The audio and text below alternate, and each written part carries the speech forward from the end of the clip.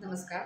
Next example बघूया. दिलंय fx is equal to square root of 2x plus 5 then find f dash x at x is equal to 2 by first principle. म्हणजे first principle ते लिमिटचा formula use करून आपल्याला याचा derivative first find out करायचं आहे अँड देन त्या डेरिव्हेटिव्हचं जे फंक्शन आलंय त्या फंक्शनची value at x is equal to 2 म्हणजे नंतर त्याची जाऊन फंक्शनल व्हॅल्यू फक्त आपल्याला फाइंड आउट करायची. अजून आपल्याला डेरिव्हेटिव्हचे फॉर्म्युले कसे यूज करायचे माहित नाहीत, त्यामुळे अर्थातच आपण फर्स्ट प्रिन्सिपलने सोडवणार आहोत. तर फर्स्ट प्रिन्सिपल काय सांगतं की एफ डॅश एक्स, आधी आपण एफ डॅश एक्स काढणार तर एक फंक्शन येईल त्याची x is equal at x is equal to 2 आपण फक्त व्हॅल्यू फाइंड आउट करायची. So f dash x is equal to limit H tending to 0 f of x plus h minus f x upon h. F x माहिती आहे, f of x plus h लिहूया आणि direct limit लिहूया. सोपं आहे आता हे.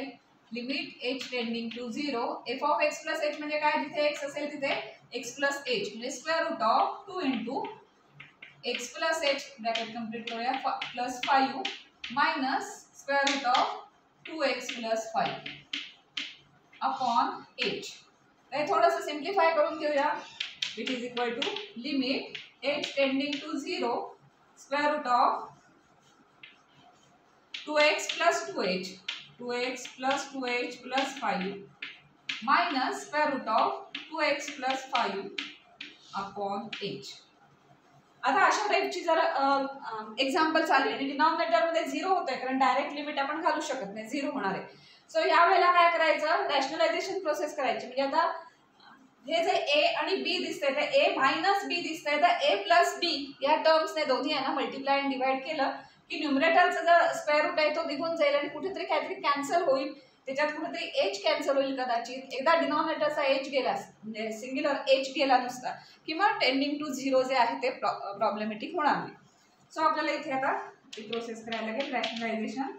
लिमिट एच टेंडिंग टू 0 इथे आपल्याला हे a मायनस बी आहे तर a प्लस बी ने मल्टिप्लाय अँड डिवाइड करावं लागेल. So square root of 2x plus 2h plus 5 minus square root of 2x plus 5 upon h आहे त्याला इंटू ब्रॅकेट घालूया आता square root of 2x plus 2h plus 5 minus 2x plus 5 minus नाही sorry plus नाही, कारण इथे minus असेल तर ते a minus B into A plus B असं होईल ना. a minus B into A plus B म्हणजे A square minus B square लिहिता येईल.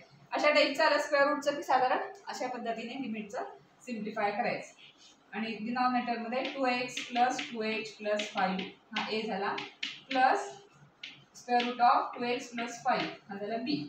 आता आपण बघितलं न्यूमरेटर मध्ये तर हा a आहे हा b आहे. a मायनस बी दिसतोय आणि a प्लस बी दिसतोय. So a minus B into A plus B म्हणजे A square minus B square. पण स्क्वेअर रूटचा स्क्वेअर केला की स्क्वेअर आणि स्क्वेअर रूट निघून जाणार. ते करूया पुढच्या स्टेपला. म्हणजे काय येणार limit h tending to 0 a square minus B square म्हणजे a म्हणजे हा square root of 2x plus 2h plus 5 याचा स्क्वेअर मायनस बी स्क्वेअर म्हणजे हे square root of 2x plus 5 चा स्क्वेअर आणि डिनॉमिनेटरला काय राहिलंय h इंटू हे सगळं. याला ब्रॅकेट घालूया कारण h आणि ह्या दोन टर्म्स आहेत ॲडिशनच्या, त्यामुळे ते h ला दोन्ही मल्टिप्लिकेशन मध्ये आहेत म्हणून स्क्वेअर रूट ऑफ ब्रॅकेट घातलाय 2x plus 2h plus 5 plus square root of 2x plus 5 हा झाला डिनॉमिनेटर. हा न्यूमरेटर झालाय. आता न्यूमरेटर सिम्प्लिफाय होतोय कारण स्क्वेअर रूट ऑफ स्क्वेअर असं आहे ना, ते स्क्वेअर ऑफ स्क्वेअर रूट त्यामुळे ते जातील सगळे.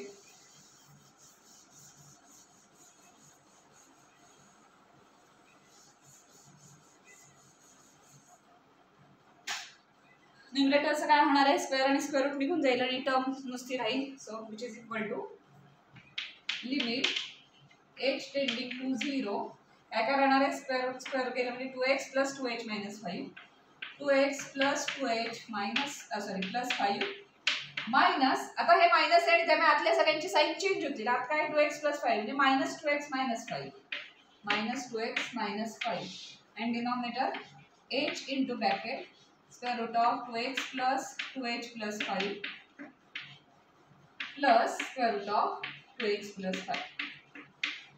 आता न्यूमरेटर मध्ये काय काय राहिलं बघूया.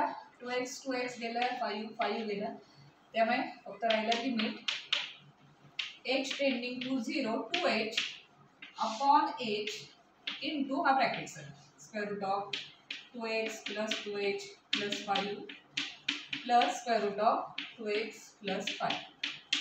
आता ह्याला आपल्याला काही करायला लागेल का सिम्प्लिफाय ते बघायचं. आता 2h आणि h ह्याच्यात तर h निघून गेला, त्यामुळे h टेंडिंग टू 0 डिनॉमिनेटर मधला h निघून गेलेला आहे.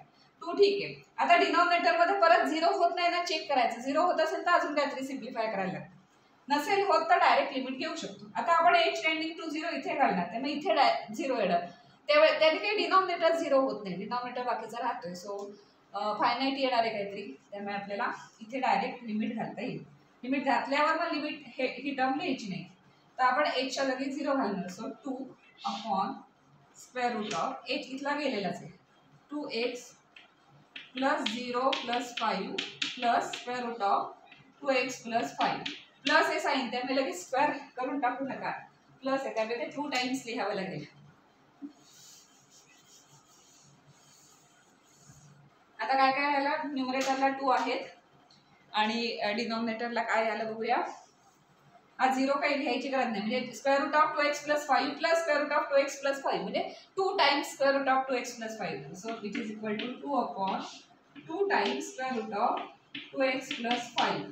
कारण प्लस आहे ना साइन, इंटू असतं तर दोघांचा स्क्वेअर करून आपण स्क्वेअर रूट निघून गेलं असतं. प्लस असल्यामुळे फक्त ॲडिशन होईल. So 2 times this square root असं म्हणता येईल आपल्याला फक्त. त्यामुळे स्क्वेअर रूट गेलं इथे, आपलं सॉरी 2 कॅन्सल झाले, उरलं काय फक्त which is equal to 1 upon square root of 2x plus 5. इथे आपला f dash x find out करून झालं. सो आपण असं लिहिणार therefore f डॅश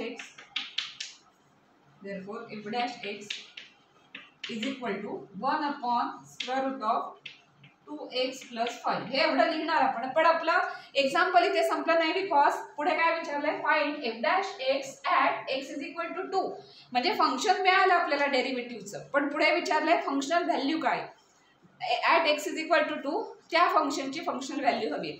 म्हणजे या f डॅश x जे काही फंक्शन आलंय त्याची at x is equal to 2 value हवी, तेवढी आता फक्त काढूया. therefore f डॅश x ती लिहिण्याची मेथड अशी आहे, समजा एखाद्या फंक्शनची व्हॅल्यू एखाद्या पॉईंटसाठी काढायची, तर हे तुम्ही नोटेशन वापरू शकता. कुठल्या फंक्शनची काढायची, तर f डॅश एक्सचं मस्त स्लॅश अशी एक रेष द्यायची उभी, त्याच्यानंतर इथे लिहायचं at x is equal to 2 आहे ना, ते इथे लिहायचं इथे त्याच्या पायथ्याशी. So f dash x at x is equal to 2 काय व्हॅल्यू येणार आहे, तर 2 घालायचं एक्सच्या ठिकाणी square root of 2 into 2 plus 5 means 1 upon square root of 9. 4 plus 5. So 1 upon 3. Square root येते ना 9 चं, त्यामुळे लिहिलं आपण ते 1/3. So f dash x at x is equal to 2 किती आलं 1/3. फक्त नुसतं विचारलं असतं की find out f dash x. ते तुमचं एक्झाम्पल इथे संपलं असतं f dash x काढल्यानंतर बाय फर्स्ट प्रिन्सिपल. पुढे जाऊन फंक्शनल व्हॅल्यू विचारली होती, तेवढी फक्त आपण फंक्शनल व्हॅल्यू काढली आणि इट इज 1/3. धन्यवाद.